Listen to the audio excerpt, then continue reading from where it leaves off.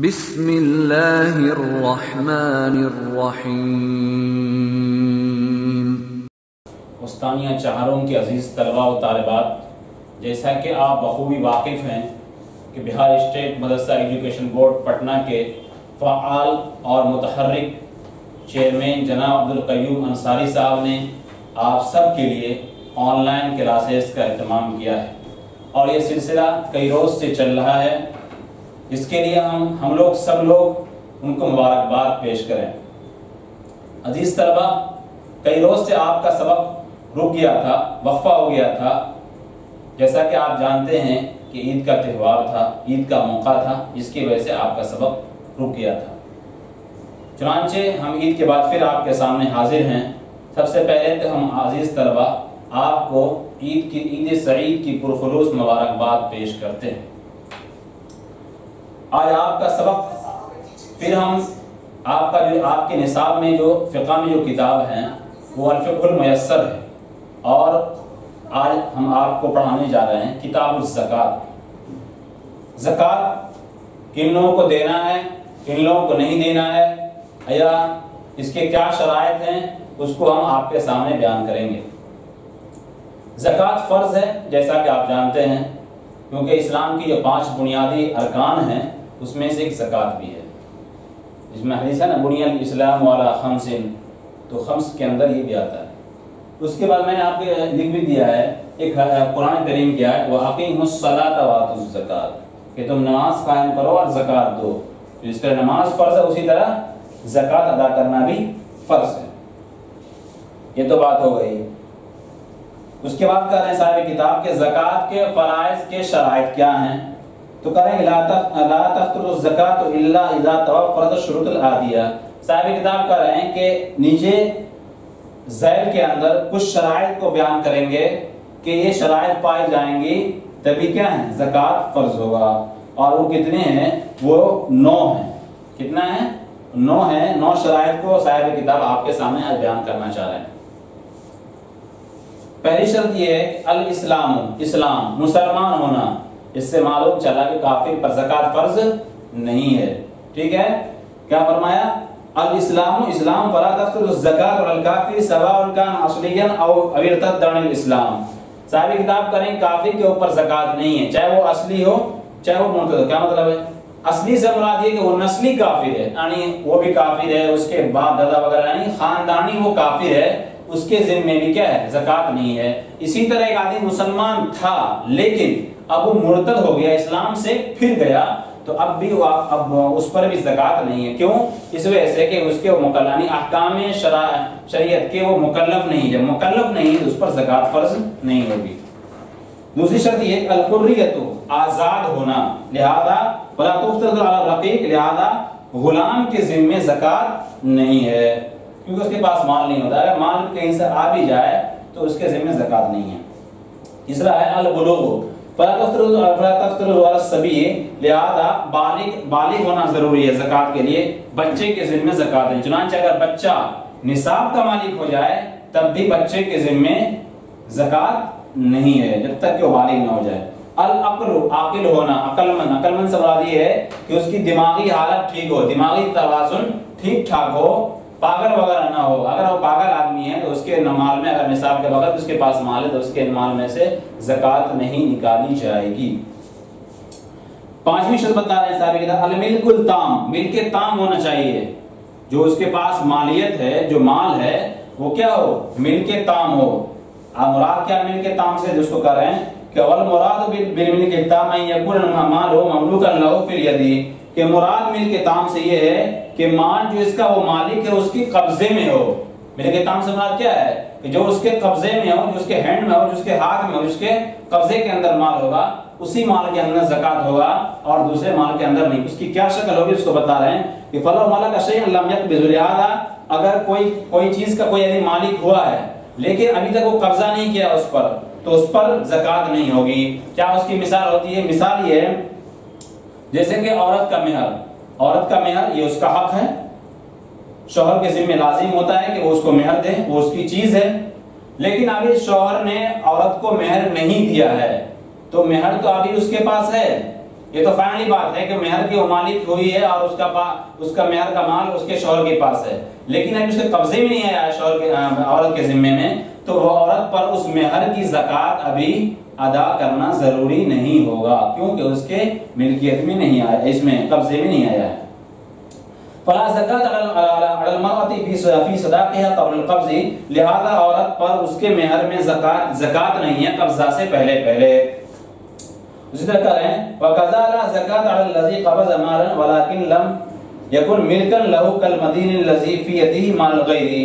اسی طرح کہہ رہے ہیں کہ صاحب کتاب کہ زکوٰۃ اس مال پر بھی نہیں ہے، اس شخص پر بھی نہیں ہے جو آدمی کسی مال کو قبضہ کیا ہے لیکن وہ اس کا مالک نہیں ہے، جیسے کہ وہ قرض دار جس کے آدمی دوسرے کا مال ہے۔ مثال کے طور پر میرے پاس 2 لاکھ روپے میرے ہینڈ میں، حالانکہ میرے پاس 2 لاکھ صاحب نصاب آدمی ہوتا ہے، لیکن وہ کسی کا قرض ہے، وہ میں نے کسی سے لیا ہے 2 لاکھ روپے بطور قرض کے، چچے جائے کہ میرے پاس وہ مال ہے، میرے ہینڈ میں ہے، میرے قبضے میں ہے، لیکن پھر بھی وہ اس پر زکوٰۃ نہیں ہوگا۔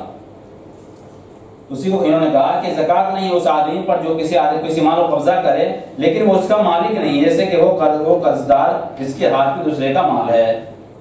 چھٹی شرط بتا رہے ہیں کہ یبلغ المال المملوک نصابا، کہ وہ مال جو اس کے پاس ہوگا، اس آدمی کے پاس وہ مال نصاب کو پہنچ رہا ہوگا، یعنی جو شریعت یعنی نصاب متعین ہے زکوٰۃ کے فرض ہونے کے لیے اس کا ہونا چاہیے۔ وَلَا تَطْلُ الزَّكَاةُ عَلَى الَّذِي لَا يَبْلُغُ مَالُهُ نِصَابًا، لہذا اس آدمی کے ذمے زکوٰۃ نہیں ہوگا، فرض نہیں ہوگا جس کا مال نصاب کو نہیں پہنچے گا۔ یعنی نصاب کیا ہے کہ آپ جانتے ہی ہیں کہ 87 گرام سونا کا کوئی مالک ہے یا اس کے بغل کا کوئی مالک ہے، یا اسی طرح جو نصاب میں ہے 52 تولہ 552 تولہ جو چاندی ہے، چاندی کے اندر بھی کہا گیا ہے کہ اگر اس کے بقدر نہیں پہنچا ہے جو چاندی کا نصاب ہے تو اس میں بھی کیا زکوٰۃ فرض نہیں ہوگا۔ اسی طرح کہا وَيَخْتَلِفُ النِّصَابُ بِاخْتِلَافِ الْمَالِ الَّذِي تَخْرُجُ زَكَاتُهُ، اور نصاب مختلف ہوتا ہے اس مال کے اختلاف سے اس کی زکوٰۃ نکالی جاتی ہے۔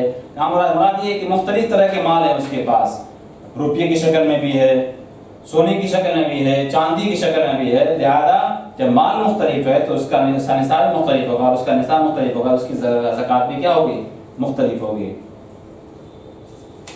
اس کے بعد فرمایا کہ ان یکون المال زائدا عن حیاتہ الاصلیہ، کہ اس کے پاس جو مال ہوگا تو وہ اس کی ضروریات سے وہ الگ تھلگ ہو، ضروریات سے وہ کیا ہو الگ تھلگ ہو، اگر اس کے ضروریات میں وہ مال ہے پھر زکوٰۃ نہیں۔ وہ کہہ رہے ہیں کہ مال جو زائد ہو اس کے اپنی ضرورت سے، لہذا زکوٰۃ نہیں ہوگی۔ رہائشی گھر میں ایک میرا مکان ہے 2 لاکھ 5 لاکھ 10 لاکھ کا مکان ہے، آپ کہیں گے 10 لاکھ میں تو زکوٰۃ فرض ہو جاتی ہے، کہ نہیں، وہ اس کے ضرورت کی چیز ہے، لہذا مال رہائشی مکان کے اندر زکوٰۃ نہیں ہوگا۔ ہاں لیکن کسی کا کوئی دکان وغیرہ ہے، اس کو انہوں نے بھڑا کرائے پر لگا دیا ہے، اس کے کرائے میں ہوگا۔ وثیاب البدنی، بدن کا پیسے کہ میرا ایک کپڑا ہے، یہ سب کپڑا بھی اگر میرے پاس 10,000 20,000 کا کپڑا اگر ہے میرے گھر میں میرا اپنا پہننے والا تو اس میں بھی زکوٰۃ فرض نہیں ہوگی۔ واساس المنزل، اور گھر کا سامان ہے، کھانے پکانے کا سامان ہے، اور بہت سارے جو سامان ہوا کرتے ہیں عام طور پہ گھروں کے اندر، تو اس کی کچھ نہ کچھ مالیت ہوتی ہے، ظاہر سی بات ہے، اس پر بھی زکوٰۃ فرض نہیں ہے۔ ودواب الرکوب، سواری کے جو جانور ہوتے ہیں، بیل ہے، بکری ہے، یہ گھوڑا وغیرہ ہو، کچڑ وغیرہ، گدھا وغیرہ، جو سواری کے جانور ہوتے ہیں، یا آج کے دور میں کہیں کسی کے پاس گاڑی ہے، 4 ویلر گاڑی ہے اپنے یوز کے لیے، استعمال کے لیے، تو اس پر بھی زکوٰۃ نہیں ہوگا۔ وسلاح الاستعمالی، اور استعمال ہونے والے ہتھیار جو ہوتے ہیں، اسلحہ ہوتے ہیں، اس پر بھی کیا زکوٰۃ فرض نہیں ہے۔ کذا لا تخرج الزکوٰۃ فی الآلات التي يستعین بها فی صناعتی، صاحب کتاب کا اسی طرح ان آلاتوں کے اندر بھی زکوٰۃ نہیں ہے جس سے وہ مدد لیتا ہے اپنے کیا ہے کام کے اندر۔ آپ کام کرتے ہیں کوئی ایسا کام جس سے آپ کے پاس کوئی اوزار وغیرہ ہے، کوئی آلات وغیرہ ہے، اس سے آپ کو نہیں، اس پر آپ کو کیا زکوٰۃ فرض نہیں ہوگا۔ وَقَدْ لَا تَخْتَلِفُ الزَّكَاةُ فِي الْكُتُبِ الْعِلْمِ إِذَا لَمْ تَكُنْ لِلتِّجَارَةِ، بہت سے لوگ جو پڑھنے لکھنے والے ہوتے ہیں، آپ کے پاس اس طرح بہت ساری کتابیں ہوں گی، آپ گھر میں بہت ساری کتابیں ہوں گی، میرے پاس بہت ساری کتابیں ہیں، تو اگر وہ 1,00,000 2 لاکھ کی کتابیں 50,000 کی کتابیں ہیں تو کیا اس پر زکوٰۃ فرض ہو؟ کہہ نہیں کریں گے، اور زکوٰۃ فرض نہیں ہے علمی کتابوں کے اندر، جبکہ وہ تجارت کے لیے اگر نہیں ہے تو اس پر زکوٰۃ فرض نہیں ہے۔ لأن هذه الأشياء داخلة في حوائج الأصلیہ، کریں کہ تمام کی تمام چیزیں ضروریات زندگی میں داخل ہیں۔ 8ویں شرط یہ ہے کہ ان یکون المال فارغا عن الدین، کہ مال کیا ہو، دین سے فارغ ہو، دین سے ہٹ کر ہو۔ اس کی کیا شکل ہوگی، صاحب کتاب کو بتا رہے ہیں۔ ومن كان عليه دين يستغرق النصاب او ينقص فلا تستغرق عليه زکات، ایک آدمی کے ذمہ میرے پاس 2 لاکھ روپے ہے، ٹھیک ہے، اور میرے پاس 2 لاکھ قرض بھی ہے، 2 لاکھ کیا ہے، قرض ہے میرے ذمہ، تو میرے اوپر زکات فرض ہے کیونکہ معاملہ برابر سراب ہے۔ 2 لاکھ میرے پاس پیسے ہیں لیکن میرے پاس 2 لاکھ دوسرے قرض بھی ہیں، تو آپ اس پہ جب ملائیں گے، منہم کریں گے تو معاملہ برابر سراب ہو جائے گا۔ اگر اس 2 لاکھ روپے کو میں کسی کو دے دیتا ہوں جس کا میں نے لیا ہوں، معاملہ میرے پاس کچھ نہیں بچے گا۔ اس لیے وہ کہہ رہے ہیں کہ جس کے ذمہ دین ہو، جو نصاب کو گھیر لے، وہی نصاب کو گھیر لے، مطلب یہ کہ میرے پاس اتنا مال ہے، اتنا قرض بھی ہے، تو اس پر زکات نہیں ہے۔ او ینقصو، یا اس کو اور کم کر دے، کیا مطلب ہے کہ میرے ذمہ میرے پاس 2 لاکھ روپیہ ہے لیکن میرے ذمہ 3 لاکھ قرض بھی ہے میرے سر پہ، تو یہاں پر بھی زکات نہیں ہوگا۔ 9ویں شرط بتا رہے ہیں جو آخری شرط ہے، ان یکون المال نامیا، کہ مال کیا ہو، نامی ہو، بڑھنے والا ہو، کیا برابر ہے، سواء کان المال نامیا حقیقتاً کلا نامی، صاحب کتاب کہہ رہے ہیں کہ مال یا تو حقیقتاً بڑھنے والا ہو، جیسے کہ کیا ہے، چوپائے وغیرہ ہیں، بکری ہے میرے پاس 10-20، آج 10 ہے تو کل 15 ہو جائے گا، 20 ہو جائے گا، 25 ہو جائے گا، بچہ دے گا اور وہ بڑھتا رہے گا۔ او کان نامی تقدیرا، یا وہ کیا ہو، نامی ہو تقدیری طور پر، خود سے نہیں، سونا چاندی ہو، خود سے بڑھتا تو نہیں، ایسا نہیں کہ وہ 50 گرام کا ہے تو کل وہ 60 گرام کا ہو جائے گا، ایسا نہیں ہوگا، لیکن پھر وہ بڑھتا ہے۔ بڑھتا ہے اس معنی پر ہے کہ اس کا ریٹ بڑھتا رہتا ہے، اس کی مالیت بڑھتی رہتی ہے، اسی کا ایسے کہ سونا یا چاندی ہے، لأنہما قدرا نامی، اس لیے کہ ان دونوں کو نامی قرار دیا گیا ہے، مانا گیا ہے۔ سواء كان الذهب والفضة مضروبين او غیر مضروبين، صاحب کتاب کہہ رہے ہیں کہ سونا چاندی چاہے وہ زیورات کی شکل میں ہو یا وہ بالکل ڈھیلا ہو، جیسا ہوتا ہے عام طور پر اس ٹائم سونا نکلتا ہے زمین وغیرہ کے اندر سے، تو بالکل بغیر ڈھلا ہوا ہوتا ہے، تو دونوں شکل کے اندر، چاہے وہ ڈھلا ہوا ہو چاہے وہ ڈھلا ہوا نہ ہو، دونوں شکل کے اندر سونا چاندی کے پر زکات فرض ہوگا۔ برابر ہے کہ سونا چاندی ڈھلا ہوا ہو یا بغیر ڈھلا ہوا ہو۔ او کان فی شکل حلیق، یعنی کہ وہ کیا ہو، کوئی زیور کی شکل میں ہو، او آنیت یا کسی برتن کی شکل میں ہو، لہذا دونوں شکلوں کے اند زکات فرض ہوگی۔ صاحب کتاب آخری بات کر کے آج کے سبق کو ختم کریں گے کہ ولا تبطل الزکات فی الجواہر کاللؤلؤ والیاقوت والزبرجد اذا لم تكن هذه الجواهر للتجارة لانها ليست نامیة لا حقیقتا ولا تقدیرا۔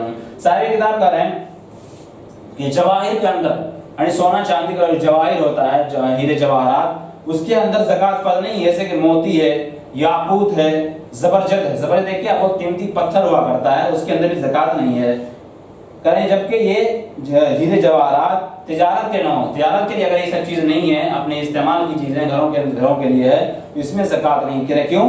لأنها ليست نامیۃ لا حقیقتا ولا تقدیرا، اس لیے کہ یہ سب چیزیں جو ہے نہ تقدیری طور پر بھی اور نہ حقیقی طور پر نامی ہے، اور ضروری ہے کہ اس مال کا نامی ہونا، اور یہ مال نامی نہیں ہے، لہذا ان مالوں پر زکات فرض نہیں ہوگی۔ عزیز طلبہ، آج کے اس سبق کو ہم یہیں پر روکتے ہیں، انشاءاللہ آئندہ کل پھر اس کو لے کر حاضر ہوں گے۔ اگر کہیں پر آپ کو اس سبق کے سمجھنے میں کہیں پر کوئی دقت اور پریشانی ہوگی تو آپ اس کو کمنٹ باکس میں ضرور نقل کریں، انشاءاللہ آپ کے اس اعتراض کا تشفی بخش جواب دیا جائے گا۔